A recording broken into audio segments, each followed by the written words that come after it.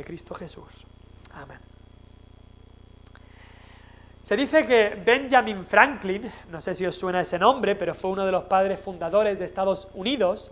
Este hombre, Benjamin Franklin, dijo: en la vida hay dos cosas que son totalmente seguras, totalmente ineludibles para toda persona. ¿Qué dos cosas son las dos cosas más seguras de esta vida? Una es la muerte y la otra los impuestos. Dijo este hombre, la muerte y los impuestos no se pueden evitar. Lo dijo en tono irónico, por supuesto, pero en realidad sabemos que muchos han logrado evitar los impuestos, pero nadie nunca ha logrado evitar la muerte. Así lo dice la Biblia en Hebreos: está establecido para los hombres que mueran. Está establecido para los hombres que mueran. Así ocurre. Nada hay más seguro que la muerte. Nada hay más seguro que eso. ¿Y cuántas veces hablamos de eso? Muchas veces lo hablamos con aquellos que nos rodean. La muerte llega. La muerte a todos nos llega. Cuando vas avanzando en edad, vas viendo a aquellos que quizá conocías que fallecen. A todos nos llega. Y mucha gente habla de esto, y mucha gente está muy segura de que sí, a todos nos llegará la muerte, todos tenemos que morir.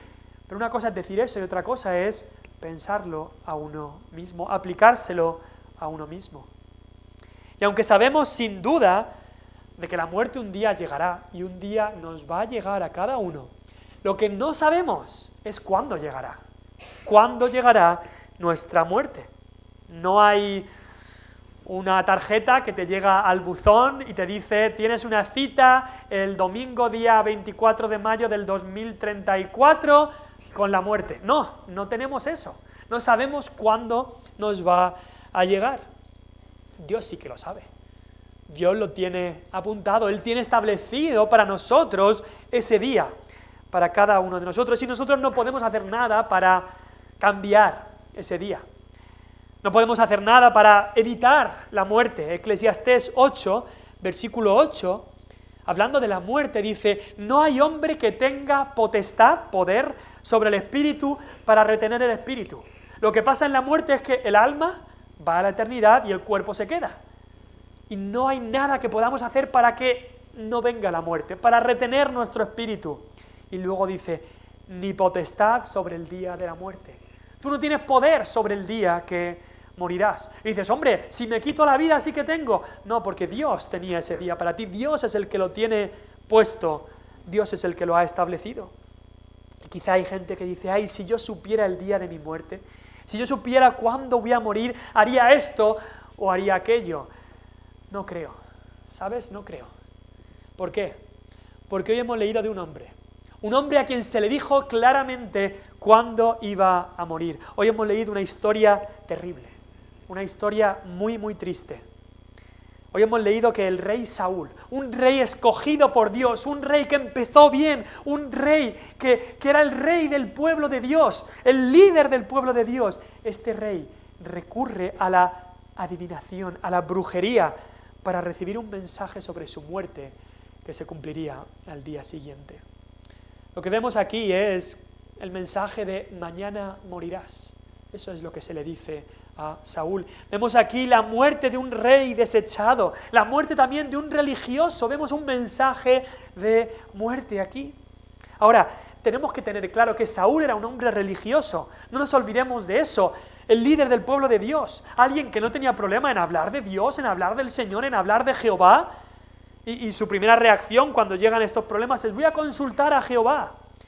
Pero esta historia tan terrible, tenemos que darnos cuenta que no es la historia de un ateo, no es la historia de un mundano, de alguien que no quiere saber nada de Dios. No, esta es la historia y el final de un hombre supuestamente religioso. Porque quizá leemos esto y decimos: esto me pilla muy lejos. Esta historia de Saúl a mí me pilla muy lejos porque yo soy una persona del pueblo de Dios. Yo creo en Dios, yo he aceptado a Cristo, yo he sido bautizado, yo estoy bien. Pero ¿sabéis qué? Si Saúl hubiera vivido en nuestro tiempo, al menos por bastantes años de su vida, Saúl hubiera estado aquí. Saúl hubiera estado quizá incluso los domingos con nosotros, y mira cómo acabó. Mira cómo acabó. Su inicio fue muy prometedor, empezaba muy bien, mucho potencial, parecía que era un hombre de Dios. Y mira cómo acabó, por dejar al pecado reinar en su vida. Y es que el pecado El pecado dejado en nuestra vida sin ser confesado, sin luchar contra el pecado te lleva a la miseria. Hay una frase que quizás has escuchado, pero puede ser el resumen de este capítulo, y es que el pecado te llevará más lejos de lo que pensabas llegar. El pecado te mantendrá más tiempo ahí de lo que pensabas estar, y el pecado te costará más caro de lo que jamás pensabas pagar. Voy a repetirlo. El pecado te llevará más lejos de lo que pensabas llegar. Saúl nunca pensaría que iba a estar en el lugar en el que estaba. El pecado te mantendrá más tiempo ahí de lo que pensabas estar. El pecado te costará más caro de lo que pensabas pagar. Y mi carga hoy en este día, es que alguno de nosotros no acabe como acabó Saúl. Que habiendo Saúl sido elevado tan alto, acabara de una manera tan baja. Que como dice Hebreos, habiendo gustado del don celestial, habiendo sido hecho participante del Espíritu Santo, y quizá los que estamos aquí, escuchamos la palabra de Dios, adoramos al Señor, a menos de boca, estamos siendo hechos, estamos gustando estas cosas, que habiendo gustado y siendo hecho partícipes de todo esto, que acaben su vida probando las profundidades de Satanás y participando en las obras de las tinieblas, que habiendo empezado tan bien, acabe tan rematadamente mal. ¿Y sabes qué? El infierno está lleno de personas religiosas. El infierno está lleno de personas religiosas. El infierno está lleno de personas que fueron a la iglesia todos los domingos. No te creas que como tú vienes aquí todos los domingos, entonces ya estás exento. No, el infierno está lleno de personas que nunca fueron infieles a su marido o a su mujer. El infierno está lleno de personas que nunca se emborracharon ni tocaron las drogas. El infierno está lleno de personas que nunca dijeron ni una palabrota ni una blasfemia. El infierno está lleno de personas así. El infierno está lleno de personas que nosotros llamaríamos buenas personas. Pero es que no se va al cielo por nuestras buenas obras, y lo vamos a repetir 1000 veces, se va al cielo por la obra de Cristo, el único Salvador, no por las nuestras. Y mi carga hoy es que ninguno de nosotros acabe como acabó Saúl. Ahora, antes de empezar, tengo 3 puntos en este día, pero antes de empezar hay un punto cero que se puede decir en este pasaje, y es que cuando leemos este pasaje, hay cosas aquí que decimos, ¿pero qué está pasando aquí? Hay un punto cero que quiero decir, un punto introductorio, que es ¿qué está ocurriendo en este pasaje con todo esto de Samuel y la divina y todo esto? Y muchas veces nuestra curiosidad le pica decir, ¿qué es lo que está pasando aquí? Pero cuidado con la curiosidad, porque no queremos perder el sentido y el norte en este pasaje. Porque el pasaje no va tanto de eso como del final de Saúl y la muerte de Saúl. Hay 2 preguntas que surgen en este pasaje de 1 Samuel 28, y una pregunta es, ¿esta mujer, esta adivina, esta bruja, medium, metida en la necromancia y todo esto, quién era? ¿Podía de verdad hacer venir a los muertos? Esas son preguntas que surgen aquí. ¿O esta aparición de Samuel, de verdad era Samuel?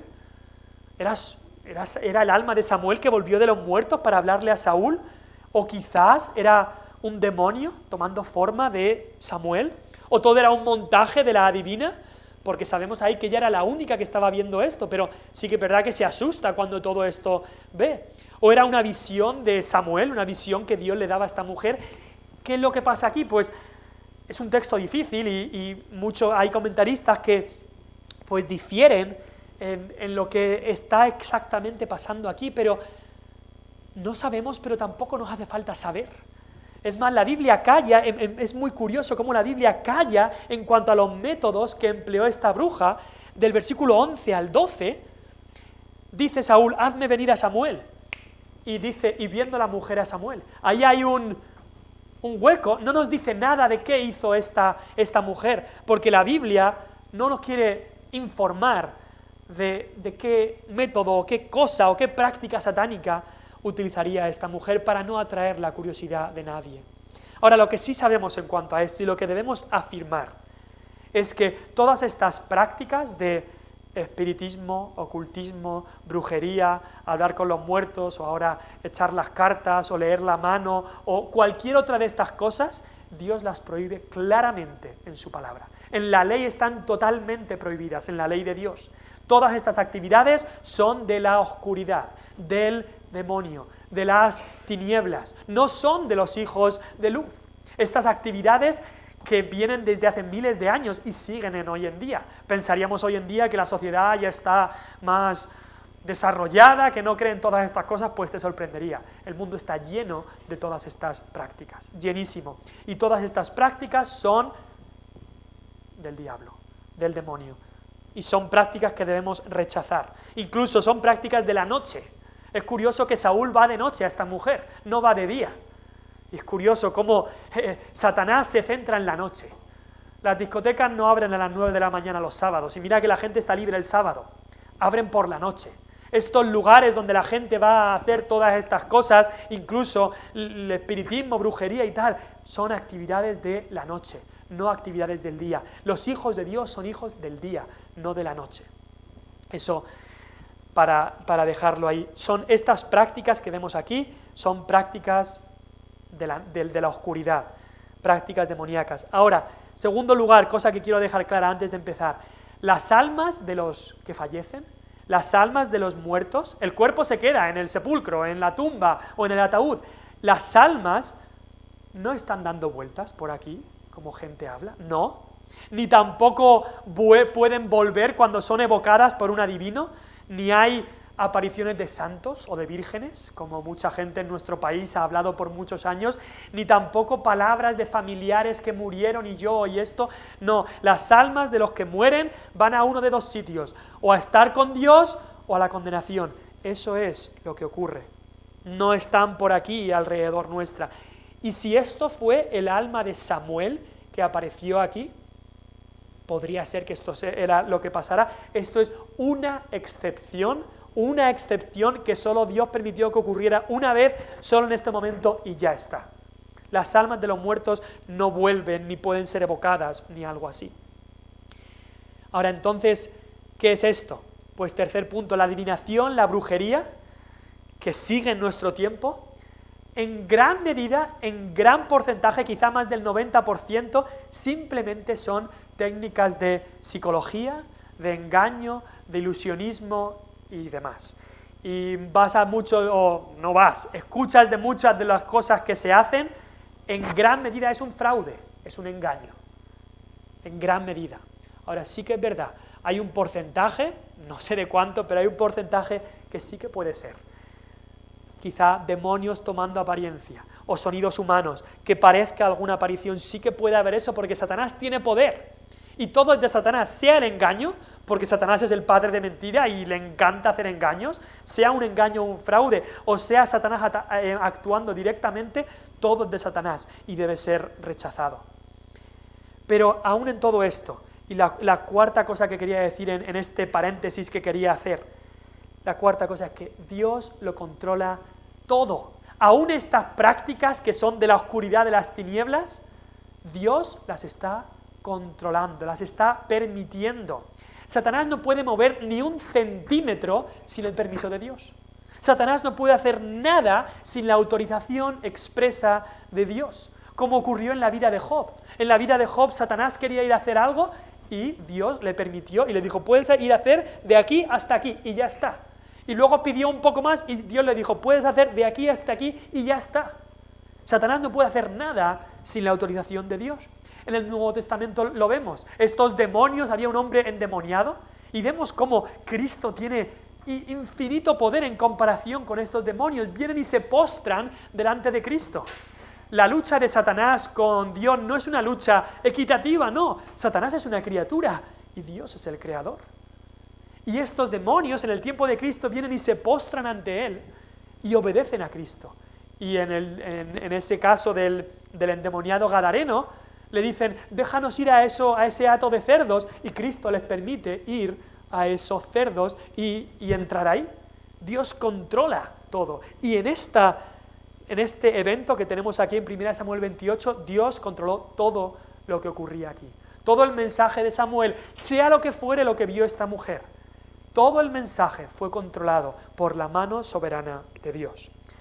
Dejando eso a un lado, no queremos que la curiosidad de qué es lo que pasó aquí nos desvíe del elemento central aquí. El elemento central aquí es un hombre que había dejado el pecado en su vida y que acaba de la manera más triste posible.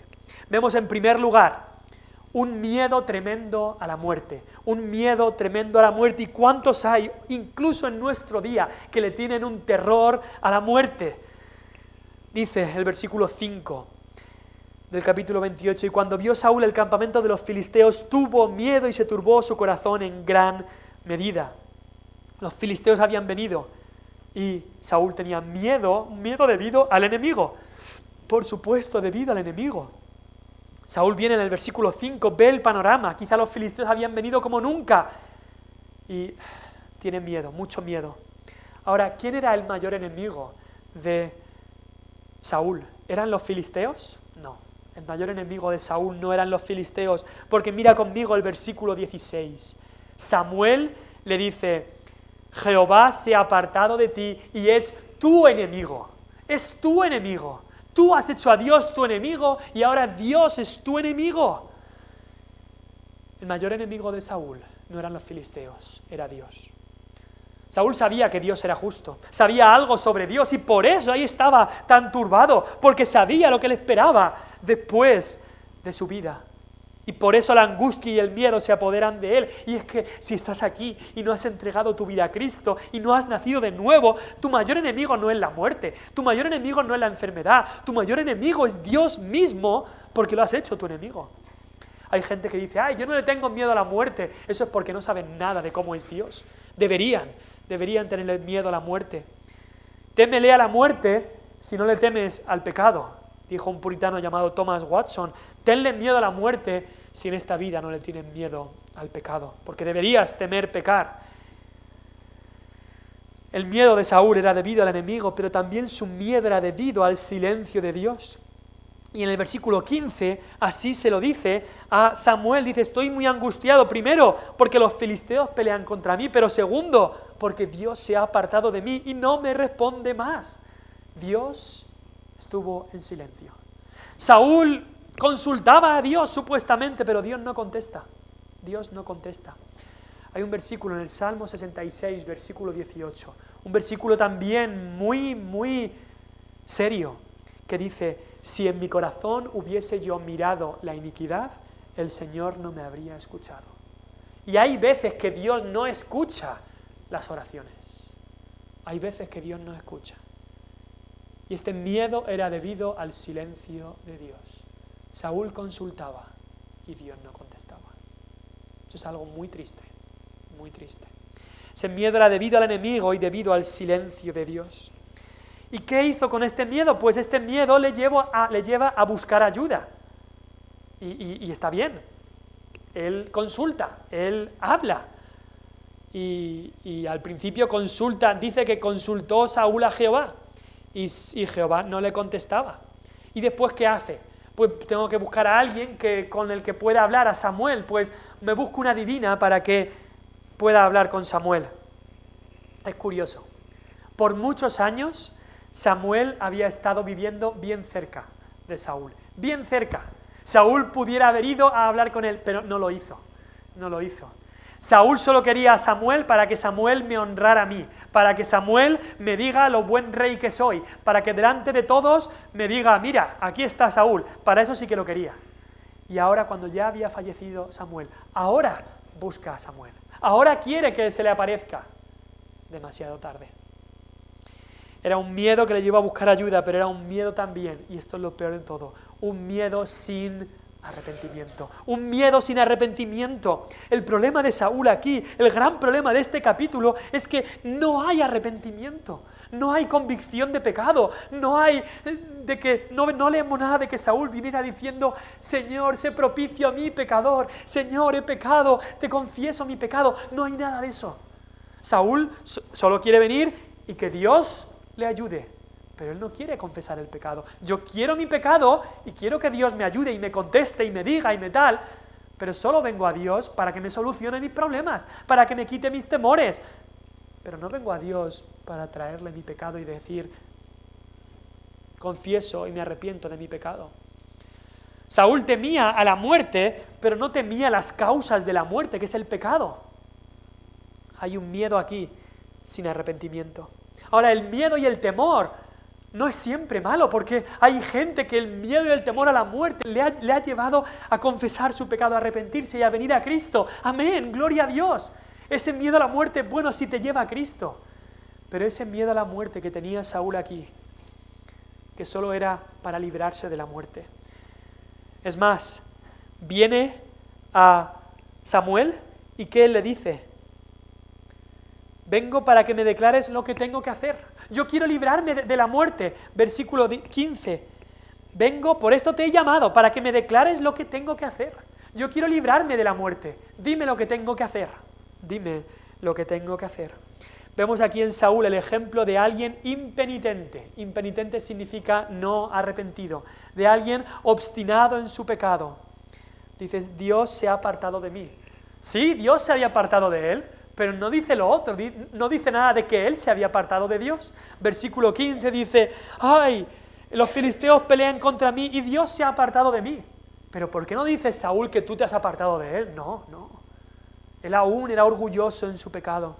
Y Dios no me responde más. Dios no me habla. Pero él tampoco le hablaba a Dios.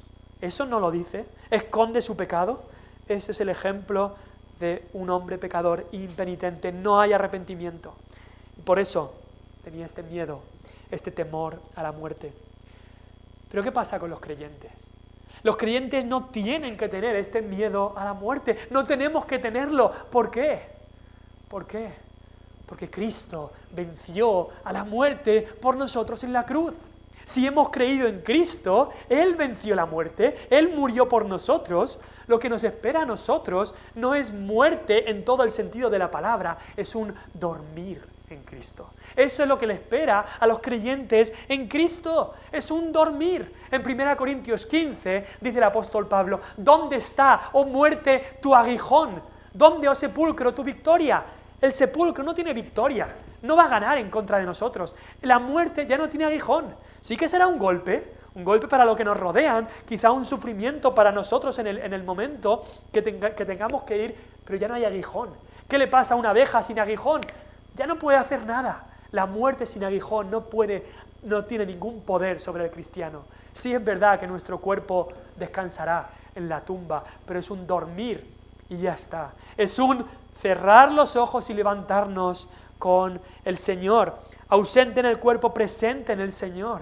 Dice el libro de Apocalipsis, bienaventurados, es decir, felices son, felices los que mueren en el Señor, porque descansan de sus obras. Y dice Salmo 116, estimada es a los ojos del Señor la muerte de los santos. Si a los ojos del Señor es estimada tu muerte, ¿por qué? ¿Por qué el creyente va a tener temor de su propia muerte? Los puritanos, hace unos cuantos siglos, hicieron esta ilustración tan preciosa. Dijeron, si estás enfermo una noche y te dicen que a la mañana siguiente te vas a levantar sano, ¿cómo dormirías esa noche? Pues genial. Si eres pobre y te acuestas muy pobre una noche, pero te dicen que a la mañana siguiente te vas a levantar siendo el más rico, ¿cómo dormirías esa noche? Pues muy bien, pues es la misma manera que muere el cristiano. Ya descansaremos de nuestras obras, ya no tendremos el dolor y la enfermedad. Nos levantamos en Cristo, nos levantamos en la gloria, sin enfermedad, con toda la gloria de las riquezas de Cristo. Eso es el morir para el cristiano. Es un dormir en Cristo. No hay aguijón, no hay temor a la muerte. Pero aquel que se ha apartado de Cristo, como Saúl, aquel que ha sido desechado, él se ha apartado de Dios y Dios se ha apartado de él, tiene mucho que temer, mucho miedo que tener de la muerte. Vemos primeramente un tremendo miedo a la muerte y en segundo lugar vemos un mensaje terrible de muerte. Un miedo tremendo a la muerte y un mensaje terrible de muerte en segundo lugar. Un mensaje terrible de muerte es el mensaje que recibe Saúl, que Samuel o esta aparición le da. En versículo 16 empieza este mensaje que recibe Samuel. Y claramente, en el versículo 16, Samuel le dice, Dios se ha apartado de ti. Dios se ha apartado de ti. Samuel le vuelve a repetir el mismo mensaje que le daba cuando estaba vivo. Dios se ha apartado de ti. Y me pregunto, al estar estudiando estos capítulos, me pregunto si hay un momento en el que Dios dice, ya basta. En el que Dios dice, ya basta. Porque parece que aquí con Saúl había un momento en el que Dios dijo, hasta aquí. Te he dado muchas oportunidades, pero hasta aquí. Dios ya no le respondía. Decimos mientras hay vida y esperanza, y es verdad, y nosotros no sabemos cuándo es ese tiempo, por eso debemos clamar y pedir, y pedir, y pedir por las almas que nos rodean. Pero cuidado con pensar, mientras hay vida y esperanza, así que yo me dedico toda mi vida a los placeres, y bueno, en mi lecho de muerte ya vendré a Cristo. En mi lecho de muerte ya recibo a Cristo. ¿No pasó eso con el ladrón en la cruz? Que ya unas horas antes de morir aceptó a Jesús, pues yo haré lo mismo. Voy a vivir en el pecado, me voy al mundo a vivir como me dé la gana, y cuando ya esté a punto de morir, pues vengo a Cristo, me arrepiento de todo y ya está. Cuidado, cuidado, mucho cuidado. Cuidado con pensar que yo puedo tener una salvación de estas, a última hora. ¿Por qué? Solo hay un caso en la Biblia, solo un caso en la Biblia, el ladrón a la derecha de la cruz. Así que no presumas que tú puedes hacer lo mismo. Además, quizás mueras en un instante. No sabes si vas a tener ese tiempo de meditar sobre tu vida, de pensar en lo que has hecho. Y recuerda también, Cristo estaba al lado del ladrón en la derecha de la cruz. Tú no tienes asegurado que tengas a Cristo al lado para salvarte en ese momento. Y si Dios se aparta de ti, hay un versículo en Génesis 6 que dice Dios, mi espíritu no para siempre contenderá con el hombre. Y puede ser que llegue un momento en el que Dios diga, hasta aquí, ya está.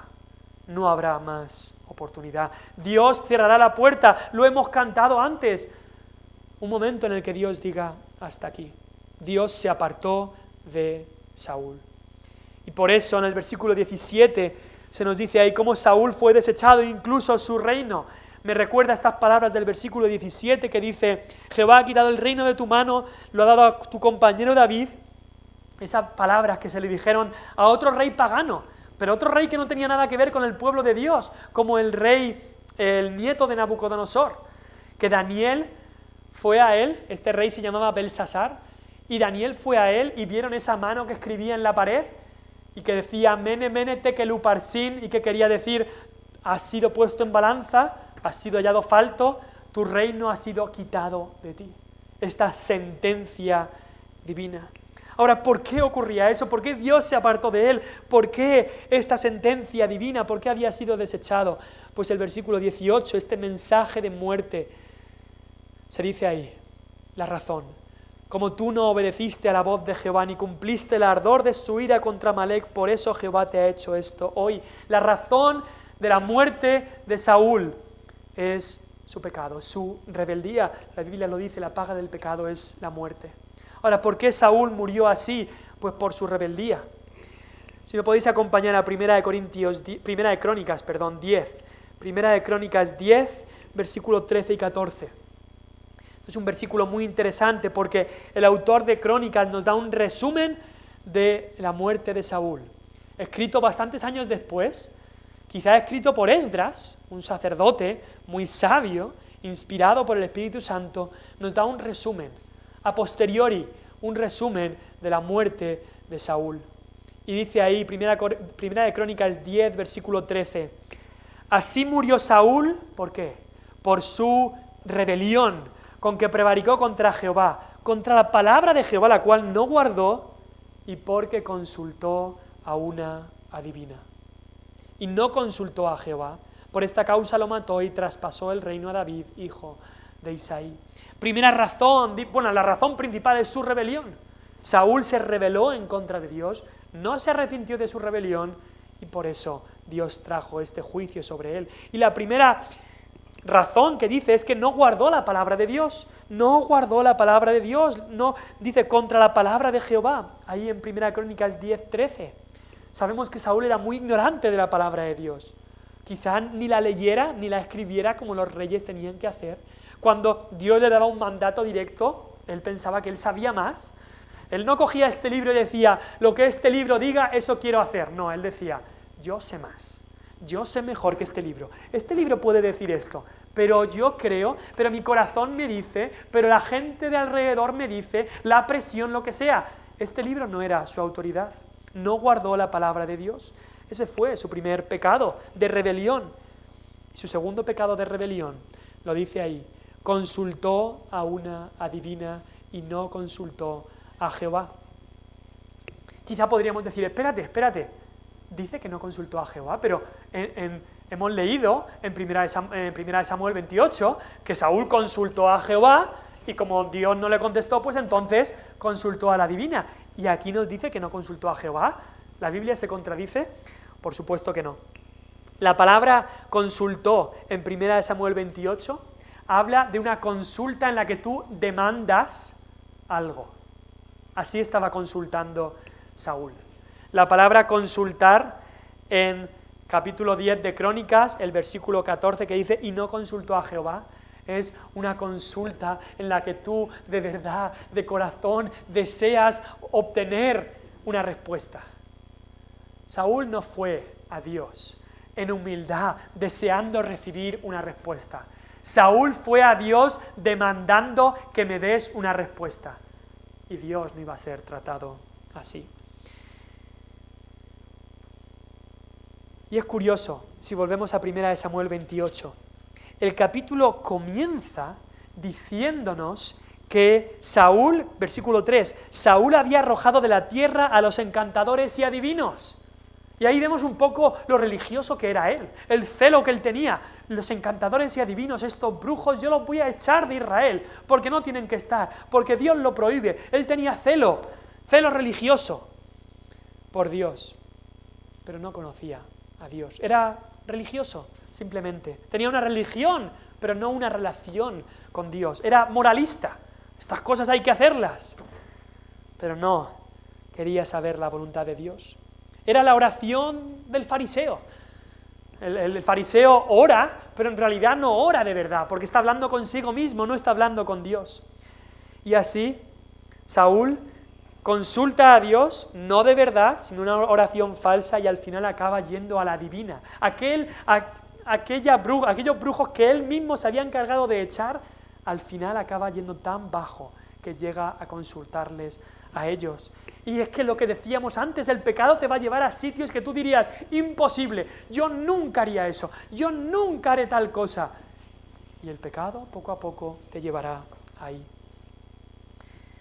Y este mensaje que recibe Saúl, al final, en el versículo 19, Samuel le dice, mañana estarás conmigo.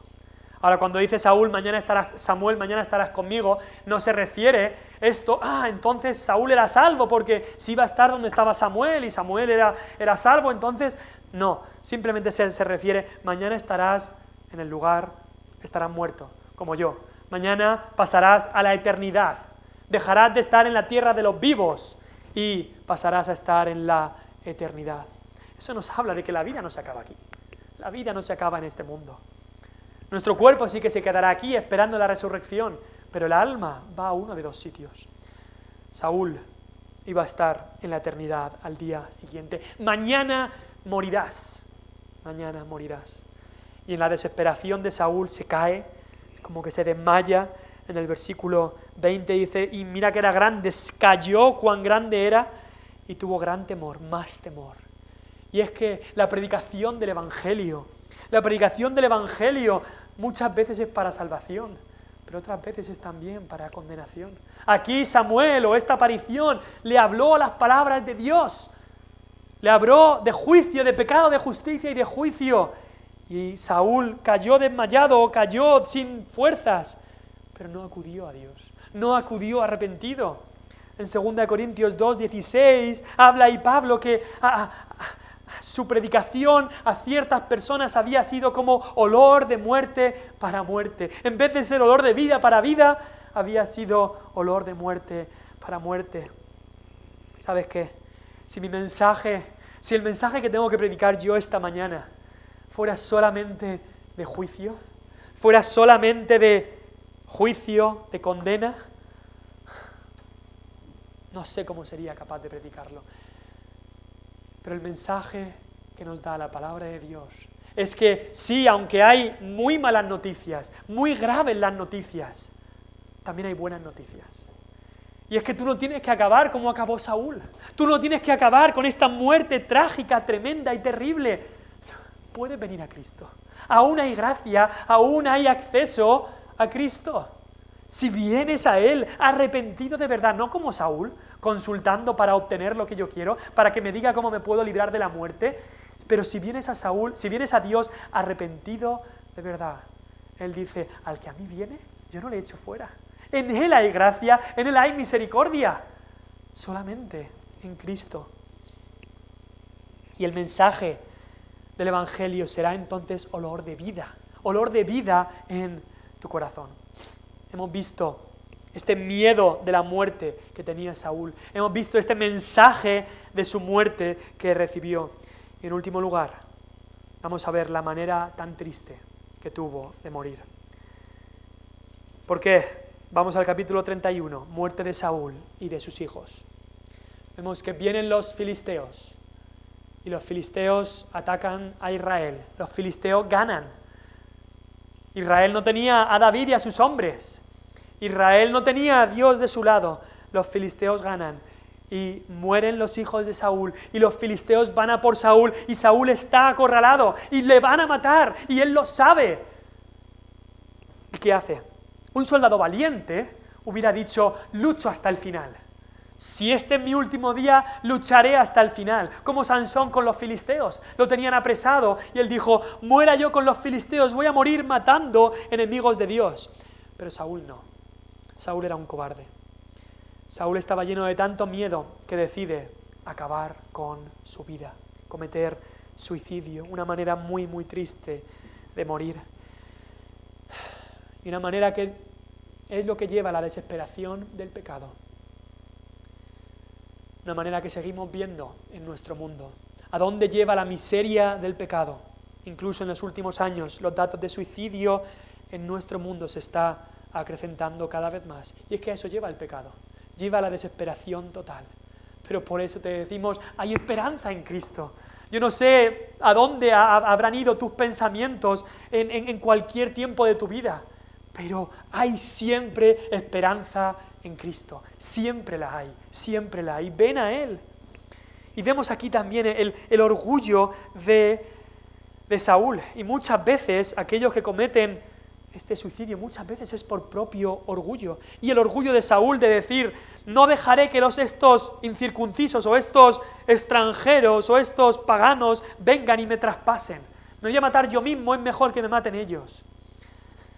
Ahora, el suicidio no es el pecado imperdonable, no. Y incluso hay creyentes nacidos de nuevo que han cometido este pecado, y ese pecado ha sido perdonado por la sangre de Jesús.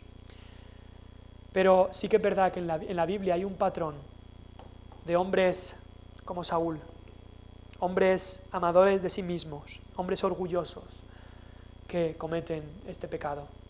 Vemos a Judas, por ejemplo, cometió suicidio, esta manera tan triste de morir, o Aitofel, este traidor que tuvo David en su vida, que también hizo lo mismo.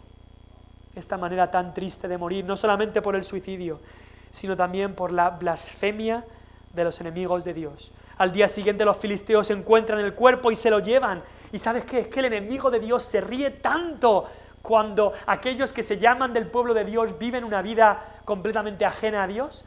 A los enemigos les encanta. Satanás se ríe porque dice, es lo mejor que puedo tener.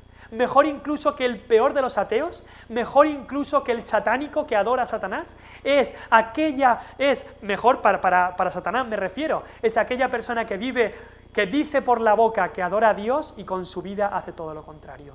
Ese es el que más le gusta a Satanás.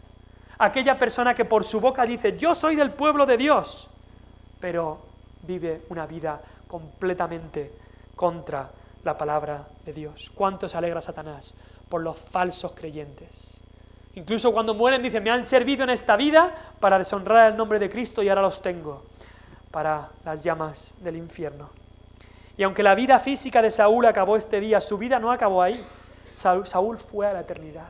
Y quiero que pienses, por favor, en tu eternidad. No estamos aquí para siempre. No sabes cuándo llegará el día en que tengas que enfrentar a la eternidad. ¡Eternidad! Eso tiene que estar en nuestra mente. Eternidad, eternidad, eternidad. Hemos sido creados para ser eternos. Nuestra alma es eterna. ¿Dónde pasaré la eternidad? La vida no acaba en la tumba, para nada. Tenemos una eternidad. Y ahí dice, Samuel se lo dijo claramente, mañana estarás conmigo. Mañana morirás. Ese fue el mensaje. ¿Qué pasaría si el mensaje fuera ese mensaje para ti? ¿Estás preparado? ¿Estás preparado para ese día? La Biblia dice, está establecido para los hombres que mueran una sola vez. Pero también dice después, y después de esto el juicio. No es que mueran una sola vez y se van al hoyo y ahí se quedan. No es que mueran y se conviertan en polvo y vayan a las estrellas y cualquier tontería que el mundo puede decir. Es que mueran una sola vez y después de eso el juicio. Y ahí tendrás que estar. Y ahí tendré que estar delante del trono de Dios, del Dios que ha creado todo esto, delante de su trono. Y Saúl tuvo que enfrentar ese juicio, como tú y yo lo tendremos que enfrentar un día. Pero ¿sabes qué? Saúl tuvo que enfrentar ese juicio solo, como enemigo de Dios. Así tuvo que enfrentar el juicio Saúl. ¿Tú lo vas a enfrentar solo? ¿Tú lo vas a enfrentar solo o tienes a tu lado a Jesucristo? Porque eso es lo que hace toda la diferencia. Tus familiares no te van a acompañar en ese día. Tu mujer o tu marido no va a estar contigo ahí para hablar bien de lo que hiciste o lo que no hiciste. Tus vecinos no van a estar ahí para decir, mira, un día me ayudó a hacer esto o a hacer lo otro. No van a estar ahí. Vas a estar solo. Pero si tienes a Cristo, no estarás solo, porque Cristo estará ahí al lado tuya. Si tienes a Cristo, si le has recibido, entonces te has unido en el más sagrado de los matrimonios con Cristo. Te has unido a Él. Él es tu Salvador y tu Señor. Y entonces Él estará a tu lado. Y no será justo por tus propias obras, será justo porque Él está ahí contigo, porque Él te ha justificado por la sangre de su cruz. ¿Estará Él contigo en el último día? Qué diferente fue esta sentencia de Samuel. Samuel le dijo a Saúl, mañana morirás. Y en cierta manera le estaba diciendo, mañana serás condenado. Mañana estarás en el infierno. Pero qué diferente fue eso a la sentencia que Cristo le dio al ladrón de la cruz. Al ladrón a la derecha, que se había humillado, que se había arrepentido de sus pecados. Y Cristo le dijo, mañana, o hoy mejor dicho, hoy estarás conmigo en el paraíso. ¿Qué diferencia? Mañana estarás en el infierno. O hoy estarás conmigo en el paraíso. ¿Qué pasará contigo? ¿Qué pasará conmigo en el día de nuestra muerte? Quizá dices, yo no lo sé. Si esa es tu respuesta, entonces asegúrate hoy de que si mueres estarás con Cristo. No lo dejes para mañana. Puedes estar seguro. La Biblia nos dice que Dios quiere que sepamos dónde iremos. No que lo sepamos porque somos buenos, sino que sepamos porque hayamos puesto nuestra confianza en Cristo. Y hoy lo puedes saber. Puedes tener esa seguridad de que si mueres, estarás con Cristo. Que en ese juicio, en ese tribunal al que nos tendremos que enfrentar, que Cristo estará a nuestro lado y serás declarado justo por la justicia de Cristo. Si no tienes a Cristo, por favor, si no tienes esa seguridad, por favor, habla con nosotros. Ve incluso en tu aposento, en tu habitación, arrodíllate, clama al Señor por salvación y Él te salvará. Al que a Él viene, no le echa fuera. Vamos a orar.